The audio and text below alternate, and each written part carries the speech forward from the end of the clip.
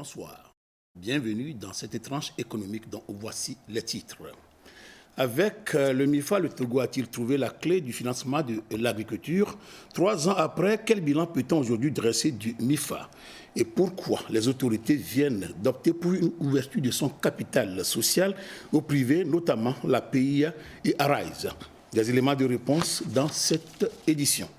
Énergie pour tous à l'horizon 2030, le Togo veut mettre les bouchées doubles pour gagner le pari. Après l'inauguration de la centrale de Blita, c'est un nouveau chantier énergétique dans le viseur des autorités par la signature la semaine dernière d'une convention entre Exim Bank of India et le Togo. C'était la semaine dernière, disais-je. Dans ce journal, vous aurez tous les détails. Enfin, le Togo parmi les meilleurs pôles d'attraction des investissements directs étrangers en Afrique en 2020. Ce qu'il faut savoir, c'est dans cette édition. Madame, Monsieur, une fois encore, bonsoir et merci d'être au rendez-vous. Je vous l'annonçais tout à l'heure en titre que le Togo vient d'être classé premier pays de provenance des investissements directs étrangers IDE en Afrique en 2020. C'est en substance ce que révèle le rapport 2021 de la CNUSED sur l'investissement dans le monde. Comment cette performance a-t-elle été rendue possible? Les éléments de réponse ici signés Sandra Aziabwe. Suivez plus tard. Selon le rapport 2021 sur l'investissement dans le monde de la Conférence des Nations Unies sur le commerce et le développement CNUSED, Togo est la destination de choix des investissements étrangers IDE en 2020, malgré le Covid-19 avec une progression de 85% par rapport à 2019. Et sur la même période, le Togo est le premier pays de provenance des investissements en Afrique avec 931 millions de dollars US, plus de 512 milliards de francs CFA. Ces flux financiers sortant selon le rapport en croissance de 2073% par rapport à 2019 où ils s'élevaient à 43 millions de dollars ont été principalement injectés dans d'autres économies africaines. Le rapport cite un exemple le développement des activités ouest-africaines du réseau Afrique Assurance, filiale de Afrique Global Investor Group au Bénin et en Côte d'Ivoire notamment. Le Togo se place ainsi devant le Ghana et le Maroc dont les flux sortants d'IDE ont été également importants et se chiffrent à 642 millions de dollars et 492 millions de dollars, bien qu'il ait chuté de 8% et 45% respectivement par rapport à 2019. Par ailleurs, les investissements sortant d'Afrique du Sud, traditionnel grand investisseur continental, ont été négatifs. Moins 2 milliards de dollars, la multinationale sud-africaine ayant rapatrié des capitaux des pays étrangers. Pour rappel, cette progression enregistrée par le Togo est principalement portée par les investissements d'opérateurs économiques régionaux dans la cimenterie notamment. Un projet clé a été une usine de matériaux de construction d'une valeur de 100 millions de dollars du Cimetal qui doit commencer à produire très prochainement puisqu'aujourd'hui, le taux d'exécution des travaux d'implantation de l'usine est au-delà des 70%. Un autre investissement à inscrire sur cette liste, c'est la nouvelle cimenterie construite par le groupe Dangote Nigeria pour une valeur globale de 60 millions de dollars. Sur le plan régional, la zone ouest africaine a attiré près de 9,8 milliards de dollars en 2020, 18% de moins que 2019. Le géant nigérien concentre à lui 2,4 milliards de dollars de ses investissements, soit 24,50% du total. Outre le Togo et le Nigeria, le Sénégal a connu une croissance de 39% des IDE pour atteindre 1,5 milliard de dollars, pendant que ceux à destination du Ghana ont diminué de 52%, passant de 3,9 à 1,9 milliard de dollars. Globalement, les flux de capitaux vers le continent ont baissé de 16% en 2020 à 40 milliards contre 47 milliards en 2019. Et comme on peut bien le constater, ces investissements ont d'ailleurs rendu possible plusieurs réalisations dans le secteur énergétique, mais avec un accent sur les renouvelables. Et la centrale photovoltaïque de Blita, d'une capacité de 50 MW, a été officiellement lancée la semaine dernière par le président de la République, son Excellence Faure Eswazina Gnassingbé. Et dès le lendemain, c'était une nouvelle convention signée par le Togo et Exim Bank of India. avec à la clé 22 milliards de francs CFA pour l'électrification de 350 localités par système solaire photovoltaïque. Les précisions avec Uric Amega et Abide Nyasingbe. Suivez plutôt. C'est désormais une infrastructure réalisée. La centrale photovoltaïque de Blit a été officiellement inaugurée la semaine dernière. Cette centrale solaire, selon les promoteurs, va desservir 158 333 ménages. Elle fournira également de l'électricité à plus de 700 petites et moyennes entreprises PME et réduira par là la dépendance énergétique du Togo vis-à-vis de l'extérieur et contribuera à la création d'emplois. Et le Togo, qui ambitionne de booster sa production des énergies renouvelables en la faisant passer de 3 MW à 200 MW à l'horizon 2030, ouvre un nouveau chapitre dans le même secteur énergétique avec Exim Bank of India. Une convention de financement vient d'être signée entre l'institution financière indienne et le gouvernement togolais. Exim Bank of India va mettre très bientôt à la disposition du Togo une enveloppe d'un montant global de 22 milliards de francs CFA pour l'électrification de 350 localités par système solaire photovoltaïque. Il s'agit de la troisième ligne de crédit de la banque indienne pour booster l'électrification dans les localités reculées, les zones rurales au Togo. Ce choix de doter notre pays de systèmes solaires photovoltaïques prouve à suffisance que le Togo est résolument engagé sur le chemin du développement et les efforts du gouvernement sous l'égide du chef de l'État se poursuivent pour une augmentation de la couverture énergétique de notre pays afin de parvenir à l'indépendance énergétique. Les résultats tangibles attendus à la fin de ce projet sont notamment l'installation de 2000 systèmes d'irrigation solaire, l'électrification de 500 écoles, l'installation de 500 systèmes de pompage solaire pour l'adduction en eau potable. Je voudrais exprimer ici toute notre gratitude au président de la République, son Excellence M. Faure Essouzimana Nyasingbe, pour son leadership et l'attention particulière qu'il accorde à la mise en œuvre de la feuille de route gouvernementale 2020-2025 pour le bien-être des populations. Les fonds permettront d'installer 2000 systèmes d'irrigation solaire et d'électrifier 500 écoles. Également, inscrit dans cet agenda, 5 systèmes de pompage solaire pour l'adduction en eau potable et 12 000 lampadaires solaires. Ce projet s'inscrit dans la droite ligne de la stratégie d'électrification du Togo et cadre parfaitement avec le plan national de développement et les objectifs de la feuille gouvernementale 2020-2025, devant souligner Sani Yaya, ministre de l'économie et des finances.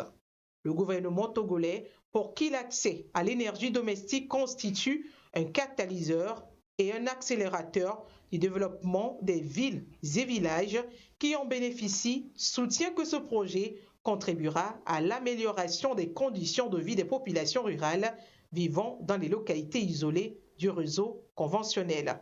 Déjà, le 3 décembre dernier, les travaux de construction d'une ligne de transport d'électricité dans le nord ont été lancés. L'infrastructure qui devait être livrée au bout de 20 mois permettra non seulement de booster l'accès à l'électrification au Nord Togo, mais aussi et surtout de faire un bond vers l'objectif d'accès de toutes les populations togolaises à l'énergie d'ici à 2030.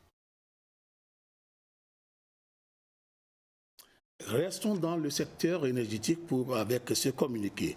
Rumeur d'augmentation des tarifs de l'électricité au Togo, la CET est formelle. Aucune augmentation n'a été effectuée sur les tarifs d'électricité. Les tarifs en cours restent ceux en vigueur depuis 2010. Dans la foulée, la CET a reçu également l'appui de son ministère de tutelle à travers un communiqué similaire. Précisons que c'était surtout les tarifs des factures prépayées qui étaient indexés. Et ce communiqué ou bien cette information venant de l'OTR, afin de protéger l'économie nationale et surtout la santé des populations des produits non conformes aux normes, donc impropres à la consommation, le contrôle effectif du marquage SAM, système automatisé de marquage des produits, démarre effectivement jeudi prochain, c'est-à-dire le 1er juillet 2021. À cet effet, donc, l'OTR vient de réceptionner, c'était hier, un lot de matériel devant servir à contrôler ces produits marqués. Avis donc aux faussaires. Changement de cap à présent et intéressons-nous au secteur agricole avec les 3 ans du MIFA SA. Ce mécanisme, après 3 ans d'appui financier aux agriculteurs togolais, quel bilan peut-on aujourd'hui dresser ? Quel est l'impact réel de cet appui financier et partage de risques sur le monde agricole ? Dodo Waré s'est intéressé à la question. Suivez ce qu'elle nous présente. Production, transformation et commercialisation, aucune chaîne de valeur n'a été laissée pour compte. Le MIFA, mécanisme incitatif de financement agricole fondé sur le partage des risques, a su apporter ces 3 dernières années une plus-value au secteur agricole. En 3 ans, plus de 1400 coopératives structurées et 202 000 producteurs accompagnés. Des millions ont été mobilisés et des appuis sous diverses formes apportés aux différents acteurs du monde agricole. Le MIFA, en 3 ans, a pu mobiliser environ 27 milliards de francs CFA de financement pour le secteur agricole. Ces financements sont allés sur un certain nombre de maillons. Nous pouvons parler du maillon transformation qui a obtenu 6 milliards sur les 27 milliards, soit 22%. Nous avons également le maillon production qui a obtenu 4 milliards de francs CFA, soit 14%, et également le maillon commercialisation qui a obtenu 15 milliards, soit 58%. Nous avons pu accompagner 211 000 acteurs dans le secteur, dont 202 000 producteurs sur les 3 ans d'existence du MIFA. Des agriculteurs qui n'existaient que de nom ont vu leur ferme s'agrandir et leur quotidien changer. Les roues ont été abandonnées au profit des tracteurs, des intrants et des semences améliorées permanemment mises à leur disposition. Le MIFA a généré des revenus inattendus aux producteurs. Il fallait aller avec la charrue peut-être tantôt, aller avec la daba, avec la houe, ce qui n'était pas vraiment facile. Et donc, lorsque MIFA nous a choisi de pouvoir nous donner ce tracteur-là, nous avons fait les 20 hectares et nous avons même complété avec des annexes qui vont jusqu'au-delà de 30 hectares aujourd'hui. Bon, le MIFA nous a aidé en intrant, plus aussi, il a immobilisé aussi les tracteurs pour nous aider à faire les labours. L'arrivée de MIFA nous a permis d'accroître nos activités en quittant de 400 tonnes à 1300 tonnes. Et ça nous a permis également d'avoir du crédit pour l'achat de notre matière première. On était à moins de 500 par mois, mais grâce au financement de MIFA, maintenant on peut sortir jusqu'à 4000 et on envisage même dépasser cela. MIFA nous a aidé par le biais d'une banque Sojimef. On a équipé nos trucs, le tricycle, augmentation des machines qu'on est en train de fabriquer. Nous voulons aller à 3000 litres par jour. On n'arrivait pas à produire beaucoup parce qu'on n'avait pas de bonnes semences. Aujourd'hui, elle nous procure des semences de qualité et nous arrivons à accroître nos productions. En plus, après la récolte, on livre tout directement à la société. Elle nous paie en retour et on gagne beaucoup. On arrive facilement à payer nos loyers, à prendre bien soin de nos enfants et femmes. Bien plus, de nouveaux entrepreneurs agricoles ont vu le jour et des milliers d'emplois créés. 274 846 emplois que nous avons pu créer, consolider dans le secteur agricole, dont 240 000 emplois temporaires, étant entendu que le secteur, les activités agricoles sont des activités saisonnières. Des résultats qui ont fait aujourd'hui de ce mécanisme une société anonyme dans laquelle l'État détient 49% des parts et le secteur privé 51%. Cependant, le chemin reste à faire pour davantage dynamiser le secteur. Et les objectifs que nous avions, c'est 1 million de producteurs à accompagner sur 3 ans, soit environ 350 000 producteurs par an. À ce jour, nous sommes à 202 000 producteurs accompagnés. Donc vous voyez très bien que le défi est encore énorme, le challenge est encore là. Le challenge pour nous, les prochaines années, c'est de trouver le moyen de mobiliser plus de ressources et plus d'acteurs qui permettront d'accompagner ces petits producteurs qui sont au cœur de la feuille de route du gouvernement. Le challenge également pour nous, c'est de mettre en relation le maillon production avec l'agrobusiness. Les entreprises qui sont dans l'agrobusiness, qui sont dans la transformation agricole, ne peuvent bien fonctionner que si elles ont accès à la matière première. Et donc ceci signifie que nous devons trouver le moyen d'accompagner ces producteurs à avoir suffisamment de ressources pour augmenter leur production, pour avoir des productions de qualité, ce qui nous permet de les mettre en lien avec les entreprises de transformation dans le secteur agroalimentaire pour que ce challenge de développement industriel de notre pays soit relevé.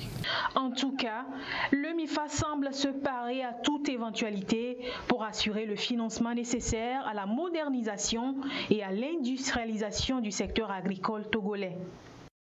Voilà, les chiffres parlent d'eux-mêmes. C'est vrai que ces résultats sont encourageants, mais les plus hautes autorités veulent aller au-delà.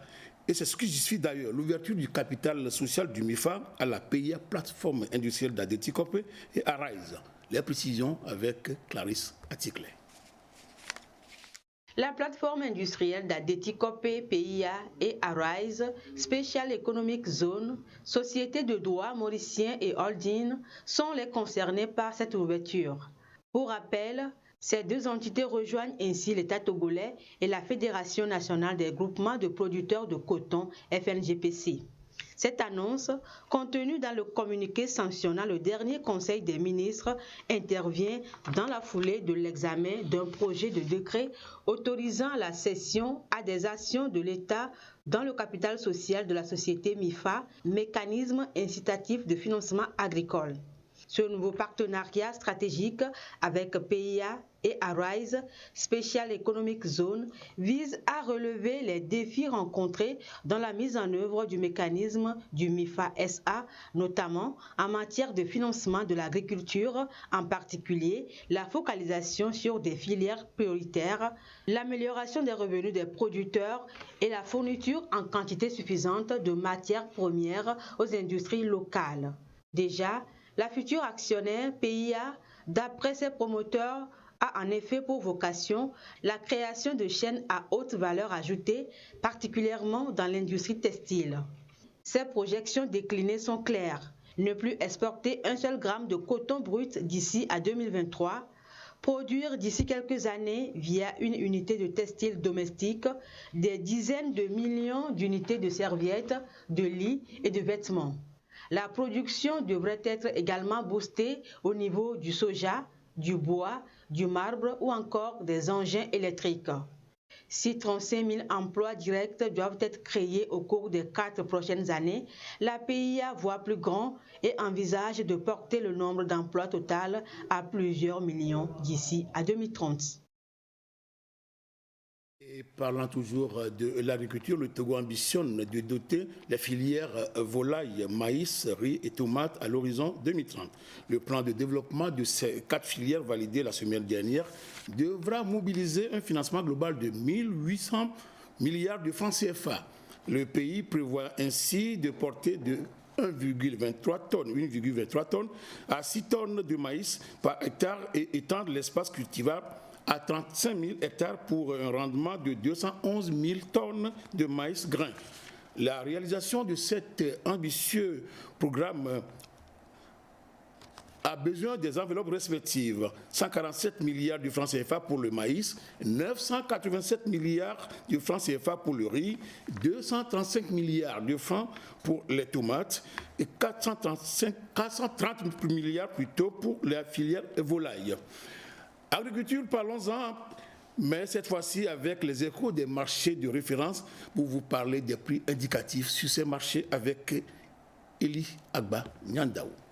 Suivez plutôt. Les prix des céréales et du gari sur les marchés de référence du Togo se présentent comme suit. Le prix du bol du maïs à présent est de 700 francs CFA dans la région maritime. Dans les plateaux, il est entre 500 et 525 francs CFA. Il est à 600 francs dans la région centrale. À Kara, le bol du maïs est entre 500 et 550 francs CFA. Et dans la savane, il est entre 500 et 550 francs CFA, soit une moyenne de 543 francs CFA. Passons au prix du bol du sorgho. Dans la maritime, le prix du bol du sorgho est entre 900 et 1000 francs CFA. Entre 800 et 825 francs CFA dans les plateaux. Et dans la centrale, le bol du sorgho est entre 750 et 800 francs CFA. Entre 700 et 750 francs CFA à Kara. Et dans les savanes, il est entre 600 et 650 francs CFA, soit une moyenne de 730 francs CFA.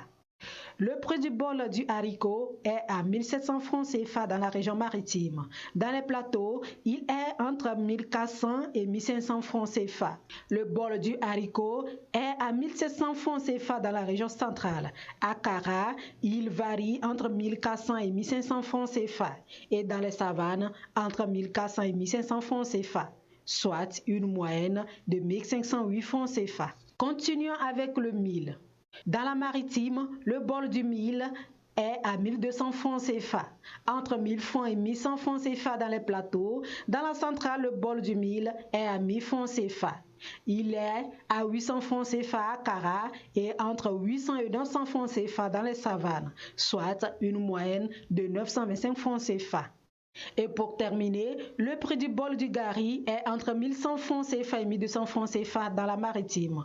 Dans les plateaux, il varie entre 800 et 900 francs CFA. Dans la centrale, le bol du gari est à 1200 francs CFA. Il est à 800 francs CFA dans la région de la Kara et il est entre 800 et 850 francs CFA dans les savanes, soit une moyenne de 904 francs CFA.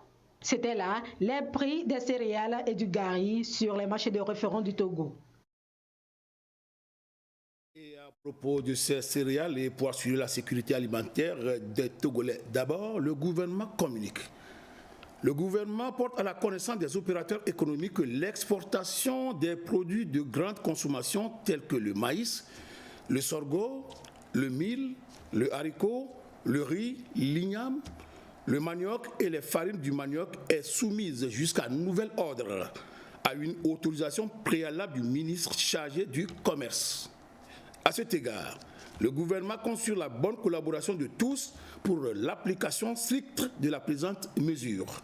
Les services compétents des ministères du commerce, de l'agriculture, des finances et de la sécurité sont instruits pour veiller scrupuleusement au strict respect de cette mesure. Avis donc aux exportateurs.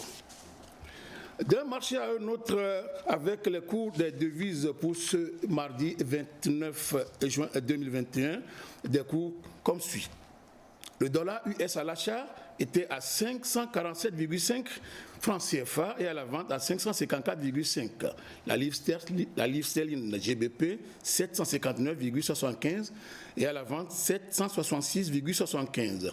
Le franc suisse CHF 595,50 et 601,500 à la vente. Le dollar canadien CAD 442,25 à l'achat et 449,25 à la vente. Le yen japonais 4,945 à l'achat et 5,005 à la vente. Le yuan chinois 84,500 et 86,25 à la vente. Le dirham Émirats Arabes Unis 148,5 à l'achat et 151,500 à la vente. Quant à l'euro, il demeure inchangé 655,957. Dernier sujet de cette édition, c'est les performances de l'aéroport de Lomé qui vient d'être classé deuxième meilleur trafic passager de l'UEMOA en 2020 par l'Association des compagnies aériennes africaines AFRA. Les précisions avec Eli Agba Nyandao.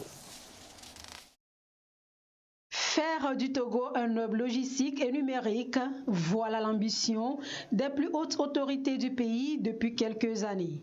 Et aujourd'hui, les résultats suivent après le port autonome de Lomé avec ses infrastructures de dernière génération. C'est la plateforme aéroportuaire de Lomé qui vient d'être distinguée par l'Association des compagnies aériennes africaines AFRA. L'AFRA classe donc l'aéroport international de Lomé en deuxième position dans la sous-région. L'aéroport international Gnassingbé Adéma est deuxième des plateformes les plus connectées aux autres capitales du continent. D'après ce rapport de l'AFRA, le Togo est devancé par la Côte d'Ivoire dans l'UEMOA. Au plan continental, en revanche, le Togo arrive en 10e position des aéroports ayant le plus gros volume intra-africain de passagers. Comme on peut bien le remarquer, cette performance vient justifier les grandes réformes entreprises ces dernières années afin de faire du Togo un hub régional à travers l'extension des capacités d'accueil et de fret, avec notamment la construction d'une nouvelle aérogare. Selon la direction de l'aéroport international Gnassingbé Adéma, depuis la réhabilitation de la plateforme en 2016, plus de 2 millions de passagers transitent annuellement par Lomé. Rappelons qu'alors qu'en pleine pandémie du Covid-19, les États-Unis déconseillaient plusieurs destinations africaines. Ils ont, début juin, assoupli les conditions de voyage vers le Togo qu'ils classent parmi les plus sûres au monde par rapport au risque de contamination du Covid-19, emboîtant ainsi le pas au Royaume-Uni qui, 2 semaines plus tôt, avait classé le Togo parmi ceux à faible risque de contamination au Covid-19. Voilà, Madame, Messieurs, ce sera tout pour cette édition. Merci de votre fidélité. Prochain rendez-vous mardi à 20h50. Au revoir et bonne suite de nos programmes.